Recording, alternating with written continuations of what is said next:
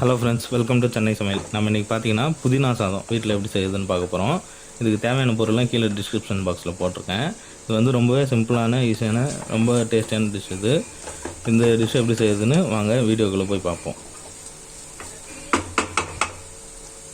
சுவையான மற்றும் ட்ரெடிஷ்னலான டிஷ்ஷுகளை பார்க்கணுன்னா நீங்கள் வந்து சென்னை சமையல் யூடியூப் சேனலை மறக்காமல் சப்ஸ்கிரைப் பண்ணுங்கள். கூட வந்து பெல் ஐக்கானை ப்ரெஸ் பண்ணுங்கள். உடனே அப்டேட்டுகளை தெரிஞ்சுக்கோங்க. வாங்க வீடியோக்குள்ளே போகலாம். முதல்ல பார்த்தீங்கன்னா புதினா பேஸ்ட்டு செய்ய போகிறோம். அதுக்கு வந்து ஒரு கடையை வச்சுக்கோங்க. அதில் கொஞ்சம் எண்ணெய் ஊற்றிக்கோங்க.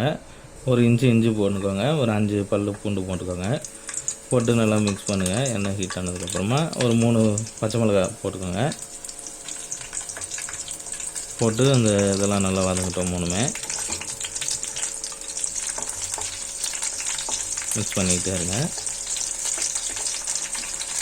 பச்சை மிளகாய் வந்து நல்லா இதாகிடுச்சு. இப்போ வந்து ஒரு கொஞ்சோண்டு புளி போட்டுக்கோங்க. ஒரு வெங்காயம் சின்னதாக கட் பண்ணி வச்சுக்கேன். அந்த வெங்காயம் போட்டுக்கோங்க. இந்த புதினா சாதத்துக்கு வந்து இந்த வெங்காயம் ஃப்ளேவர் வந்து நீங்கள் அரைச்சி போட்டிங்கன்னா சூப்பராக இருக்கும். வெங்காயம் வதங்கிடுச்சு. இப்போ அந்த பேஸ்ட்டுக்கு தேவையான அளவு உப்பு போட்டு மிக்ஸ் பண்ணிக்கலாம். வெங்காயமும் புதினாவும் சேர்ந்து சூப்பராக இருக்கும். நான் ஒரு கட்டு புதினா வாங்கி இலையை மட்டும் கிள்ளி வச்சுருக்கேன். அதை போட்டு நல்லா வதக்கிக்கலாம். நம்ம புதினா இலை வந்து சீக்கிரமாக வதங்கிடும். ரொம்ப நேரம் இது பண்ணிட்டால வெங்காயம் வதங்கினோன்னு நீங்கள் போட்டுடலாம்.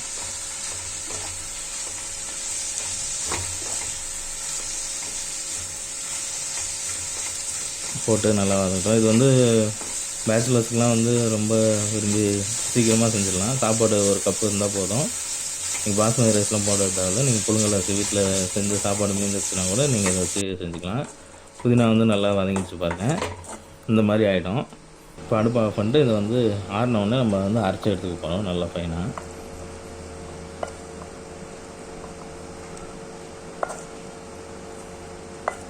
இஞ்சி பூண்டு பச்சை மிளகாய் வெங்காயம் புளி புதினா இது எல்லாமே வதக்கிருக்கோம். போட்டு நல்லா ஃபைனாக அரைச்சிக்க போகிறோம். இந்த மாதிரி அரைச்சி எடுத்துக்கோங்க. இதை வந்து இப்போ வாரம் வச்சிடலாம். இப்போ வந்து அடுத்து நம்ம சாப்பாடு புதினா ரைஸ் கிண்டுறது எப்படின்னு பார்க்க போகிறோம். இன்னொரு பேனில் வந்து எண்ணெய் ஊற்றிக்கோங்க. எண்ணெய் நிறையாவே ஊற்றிக்கோங்க. நெய் வேணுன்றவங்க நெய் கூட போட்டுக்கலாம். கடுகு போட்டுக்கோங்க. கடுகு பொடிட்டோம்.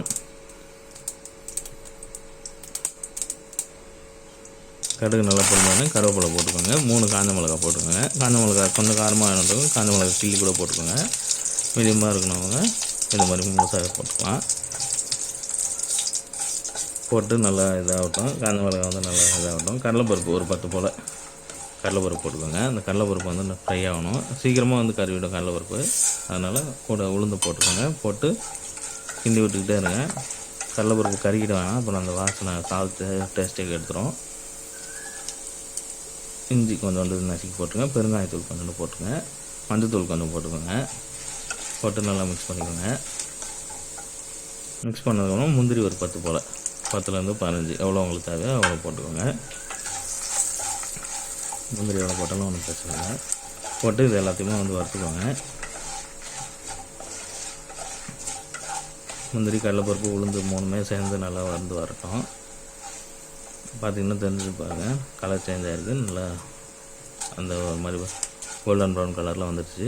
இப்போ வந்து நம்ம அரைச்சி வச்சுருக்கோம் பார்த்திங்களா, அந்த புதினா பேஸ்ட்டை போட்டுக்கலாம்.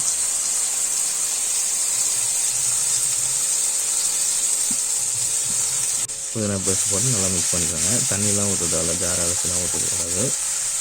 இந்த பேஸ்ட் போட்டு நல்லா இது பண்ணிக்கலாம். புதினா வந்து ஆல்ரெடி வதக்கி வச்சுருக்கு. இந்த பருப்புலாம் வந்து நல்லா ஃப்ரை ஆகிடுச்சு. இது 2-3மே வந்து நல்லா மிக்ஸ் ஆகட்டும். மிக்ஸ் ஆனதுக்கப்புறமா நம்ம வந்து சாப்பாடு வேக வச்ச சாப்பாடு ஒரு கப் அளவுக்கு சாப்பாடு போட்டு மிக்ஸ் பண்ணிக்கலாம். இது வந்து பார்த்திங்கன்னா அந்த புதினா செய்கிறதுக்கு ஒரு 5 நிமிஷம், அந்த பருப்பு செய்கிறதுக்கு ஒரு 10 நிமிஷம். மொத்தமே வந்து சாப்பாடு இருந்ததுன்னா போதும். ஒரு 1/4 மணி நேரத்தில் வந்து உங்களுக்கு புதினா சாதம் வந்து நீங்கள் ரெடி பண்ணிடலாம் வீட்லேயே. ஒன்றும் பெரிய விஷயம் கிடையாது. பேச்சுலர்ஸ் இந்த மாதிரி டிஃபன் கட்டுறவங்க, ஸ்கூலுக்கு லஞ்சு கட்டுறவங்க இந்த மாதிரி நீங்கள் செஞ்சு சாப்பிட்டீங்கன்னா விருப்பமாக சாப்பிடுவாங்க. உடம்புக்கும் வந்து உங்களுக்கு புத்துணர்ச்சி தரும். புதினா லீஃப் வந்து அடிக்கடி நீங்கள் இந்த சாப்பிட்லாம். நல்லாயிருக்கும். ட்ரை பண்ணி பாருங்கள். இந்த வீடியோ உங்களுக்கு பிடிச்சிருந்ததுன்னா சென்னை சமையல் யூடியூப் சேனலை மறக்காமல் சப்ஸ்கிரைப் பண்ணுங்கள். Meet in next video. Thank you friends. உங்களுக்கு எதாவது டவுட்லாம் கமெண்ட்டில் கேளுங்க. தேங்க்யூ.